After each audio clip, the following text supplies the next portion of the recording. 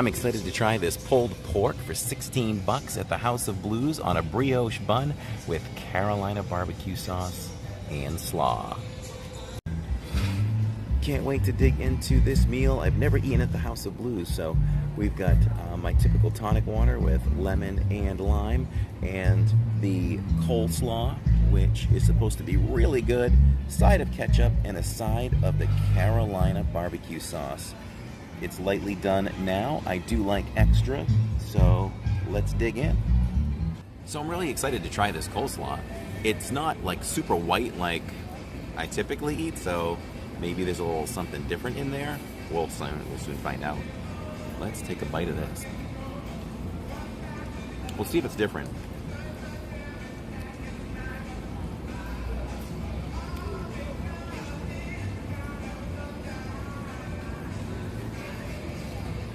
Not really super different. It's I could probably use a little more mayonnaise in it, but the mayonnaise isn't overpowering. So if you don't like coleslaw that is swimming in mayonnaise, then you're cool with this. So, but there's a little bit of tanginess to it. Nothing that you would write home about for sure, but it's decent. It's a decent side. Typically, I will automatically add extra sauce to my burgers, my sandwiches, because I just like a lot of sauce. There it is. It is lightly done. And we'll try it without, so we can compare as I add my Carolina barbecue sauce.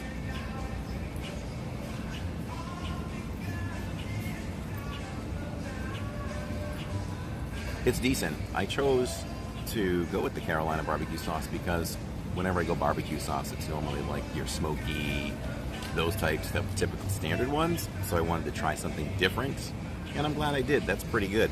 But what I will do is we will add this extra sauce in here.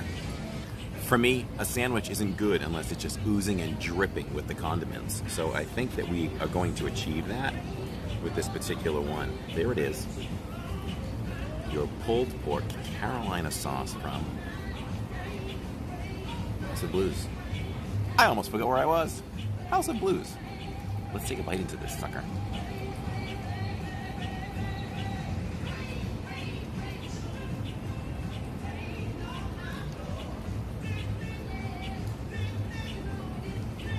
This is on a brioche bun, which I wasn't sure what it is. It's pretty close to a hamburger bun, but there's a little more stability to it. There's a little bit of a crunch on the bottom, which adds a nice touch to the bun itself, rather than a typical soft bun.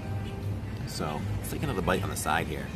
That looks like it's going to be nice and juicy.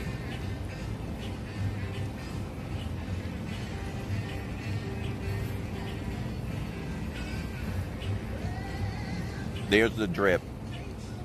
There's the drip. It's now official. This is good. I like it. It has a nice taste. It's a mild sweetness to it, not overpowering by any means. I don't know how else to describe it. I'm not sure if it's made with mustard, but there's almost like a light sense of mustard there. A little bit of sweet, a little bit of mustard to me. And the consistency is pretty watery. It looks like a vinaigrette with a yellow tint to it. Ooh, I dropped some. Let's try the fries. You really can't go wrong with fries. I mean, you can, but I do love fries that have the skins left on them. That's really good. Let's give that a try. Who really eats fries with a fork? You shouldn't. But sometimes you have to. I don't know why I am. But I'm doing it. I used to say when I was a kid that fries tasted different when you ate them with a fork. It doesn't even make sense, but...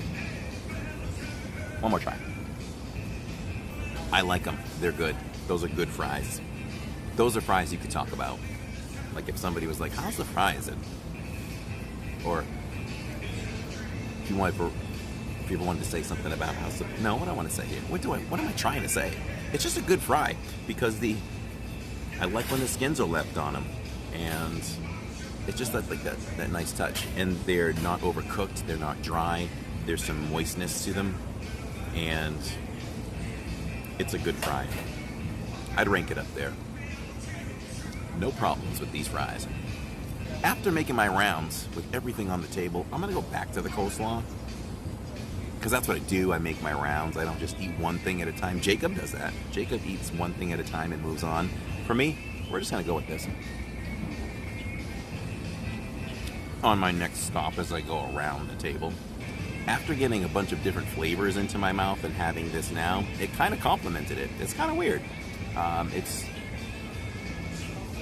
not as bland, so probably the combination of the Carolina sauce and the ketchup in my mouth kind of deflecting my taste buds. It's a little bit better. So if I was going to rate the coleslaw on a scale of 1 to 5 Mickeys, I'd probably give it, initially I probably would have given like a 2.5, but now I'd probably give it more of a 3.5 after getting all those different flavors in my mouth. So if I'm going to wrap up what I think about this entire meal, the fries are great. I do like fries that have the skins on them. I think it adds something to it. And the sandwich, if I had to choose between just regular straight barbecue, smoky, that kind of stuff compared to the Carolina, I would always go for the typical barbecue, but it was good, and I was happy with it. I'd get it again, but with that said, I'd probably go 3.5 Mickeys out of 5 for this. So I'd probably make other decisions before I would do this again, but I wouldn't discourage anybody from trying it.